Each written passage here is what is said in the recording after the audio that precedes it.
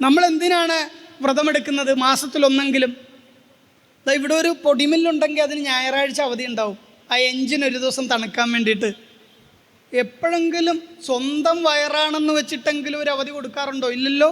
ഒന്നെങ്കിൽ വെള്ളം കുടിക്കും, അല്ലെങ്കിൽ ചക്ക കിട്ടിയ ചക്ക കഴിക്കും. സകല സാധനവും ഒരുമാതിരി ഡസ്റ്റ്ബിന്നിലേക്ക്, വേസ്റ്റ് പിന്നിലേക്ക് ഇടും പോലെ കിട്ടുന്നതെല്ലാം പ്ലാസ്റ്റിക് ആണേലും കൊണ്ട് അവിടെ ഇടും, അല്ലേ? അതൊന്ന് ഡൈജസ്റ്റ് ആവണ്ടേ? ഈ ദഹനരസം ഒന്ന് ഊറി വരണ്ടേ? ഇവിടെ ഇത് ദഹിച്ച് മലമൂത്ര വിസർജനം ചെയ്യണ്ടേ? അപ്പം നമ്മുടെ പൂർവികർ കണ്ടെത്തി ഇയാൾക്ക് ദഹനരസം ഊറി വരുവാൻ മാസത്തിലൊരു പ്രാവശ്യം ഒരു നേരം ആഹാരം കഴിച്ച് വ്രതമെടുക്കട്ടെ എന്ന്.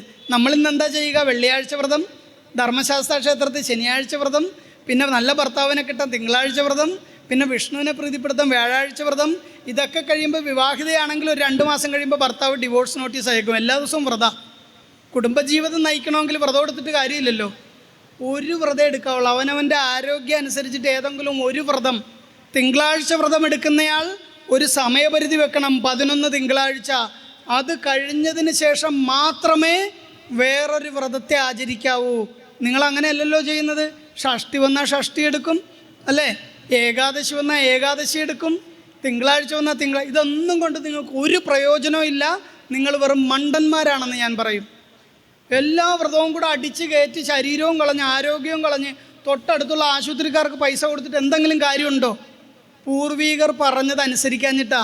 ഒരൊറ്റ വ്രതം ഏകാദശി എടുത്തോ, ഏകാദശി 1 വർഷം എടുക്കൂ, മതി. അതിൻ്റെ പുണ്യം കിട്ടിയിട്ട് മതി വെള്ളിയാഴ്ച വ്രതം. ഇനി അങ്ങനെയല്ലേ ചെയ്യുള്ളൂ. ആവശ്യമില്ലാതെ വ്രതം എടുത്തിട്ടോ നാട്ടുകാരെ കാണിക്കാനോ വീട്ടുകാരെ കാണിക്കാനോ ഒന്നും വ്രതം എടുക്കരുത്. അവനവൻ്റെ ശാരീരികമായ അവസ്ഥയ്ക്കനുസരിച്ച് മാത്രമേ വ്രതം എടുക്കാവൂ. ഒരമ്മ ഷുഗറും പ്രഷറും BP യും കൊളസ്ട്രോളും എല്ലാം ഉണ്ട്.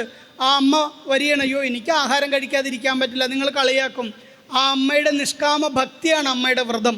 അമ്മ വന്ന് മനസ്സുരുക്കി പ്രാർത്ഥിച്ച അതാണ് ഏറ്റവും വലിയ വ്രതം. അവനവൻ്റെ ശാരീരികാവസ്ഥയ്ക്കനുസരിച്ച് വ്രതമെടുക്കാവൂ.